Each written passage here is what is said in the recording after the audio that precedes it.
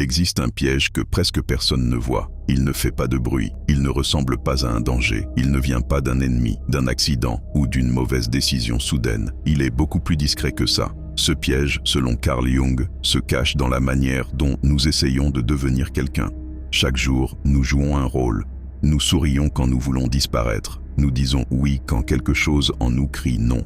Nous prétendons être calmes, confiants, forts, raisonnables, alors qu'à l'intérieur, quelque chose se fissure lentement. Et le plus étrange, c'est que ce rôle finit par devenir si familier que nous l'appelons « moi ». Mais pour Jung, ce « moi » n'est pas toujours notre vraie identité. Parfois, c'est seulement un masque. Et lorsque l'on confond trop longtemps son masque avec son visage, la vie commence à s'effondrer de l'intérieur. Le masque social. Carl Gustav Jung appelait ce masque la persona. Dans le théâtre antique, la persona était le masque porté par les acteurs pour jouer un personnage. Jung reprend cette idée pour parler du masque psychologique que nous portons devant le monde. Ce masque n'est pas forcément mauvais. Il nous permet de vivre en société. Il nous aide à travailler, à communiquer, à être accepté. Un professeur ne se comporte pas exactement comme avec ses amis. Un parent ne parle pas à son enfant comme il parle à son patron. Un médecin, un avocat, un artiste, un vendeur, chacun porte une forme de persona. Le problème ne commence pas quand nous portons un masque. Le problème commence quand nous oublions que c'en est un. Imagine quelqu'un qui passe sa vie à être le fort, celui ou celle qui ne se plaint jamais, celle qui aide tout le monde, celui qui encaisse sans rien dire, celui à qui l'on répète « toi, ça va toujours ». Au début, ce rôle lui donne une place. Les autres l'admirent, ils le respectent, ils comptent sur lui. Mais peu à peu, cette personne n'a plus le droit d'être fatiguée, elle n'a plus le droit d'avoir peur. Elle n'a plus le droit de demander de l'aide. Elle devient prisonnière de l'image qu'elle a construite. Et c'est exactement là que le piège invisible se referme. Quand le rôle dévore la personne. Dans la vie de tous les jours, ce piège prend des formes très simples. Il y a celui qui joue le rôle du drôle, même quand il est triste. Celle qui joue la femme parfaite, même quand elle se sent vide. Celui qui joue l'homme ambitieux, même s'il ne sait plus pourquoi il court. Celle qui joue la personne détachée, alors qu'elle rêve simplement d'être aimée. Celui qui joue l'intellectuel, pour ne jamais montrer qu'il manque de confiance en lui.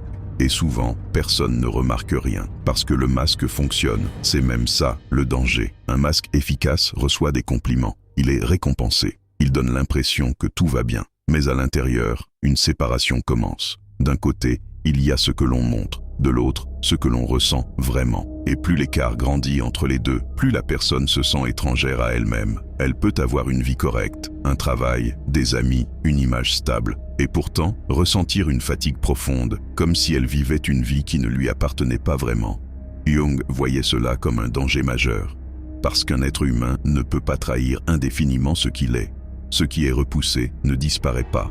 Cela revient autrement, par l'anxiété, par la colère, par l'ennui, par des relations qui se répètent, par des décisions absurdes, par une sensation de vide que rien ne semble combler. La persona est utile tant qu'elle reste un outil, mais quand elle devient une identité, elle commence à détruire la vie intérieure. Le piège de l'adaptation. Le plus inquiétant, c'est que ce piège commence souvent très tôt. Un enfant comprend vite ce qu'il doit être pour recevoir de l'amour. S'il est aimé quand il réussit, il devient performant. S'il est aimé quand il ne dérange pas, il devient silencieux. S'il est aimé quand il fait rire, il devient le clown.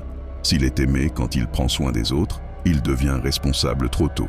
Et sans s'en rendre compte, il apprend une règle invisible.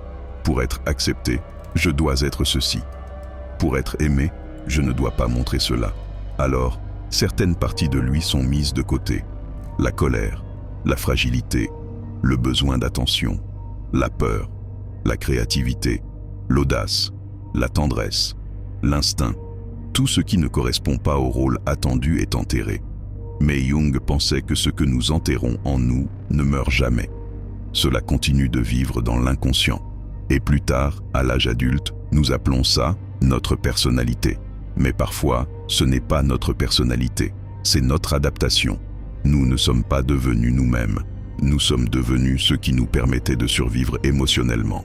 Et c'est là que la pensée de Jung devient troublante, car beaucoup de gens ne souffrent pas parce qu'ils ont échoué. Ils souffrent parce qu'ils ont réussi à devenir quelqu'un qu'ils ne sont pas. Le monde moderne est la persona. Aujourd'hui, ce piège est encore plus puissant. Parce que nous ne portons plus seulement un masque dans la rue, au travail ou en famille, nous portons aussi un masque en ligne. Sur les réseaux sociaux, chacun peut construire une version modifiée de lui-même, une vie plus belle, un visage plus sûr, des opinions plus fortes, une réussite plus visible, une personnalité plus vendable. Peu à peu, la frontière entre ce que l'on est et ce que l'on montre devient floue. On ne se demande plus « qu'est-ce que je ressens vraiment ?» On se demande « quelle image cela donne de moi ?» On ne vit plus seulement une expérience, on la met en scène. On ne cherche plus seulement à être heureux, on cherche à avoir l'air heureux, et c'est exactement le terrain parfait pour la persona. Le monde moderne récompense les masques, il récompense la confiance visible, pas la vérité intérieure. Il récompense l'image de la réussite, pas la paix réelle. Il récompense la performance, pas l'authenticité. Alors beaucoup de personnes se retrouvent piégées dans un personnage qu'elles doivent constamment alimenter. Toujours paraître intéressant, toujours paraître fort, toujours paraître occupé, toujours paraître au-dessus des choses.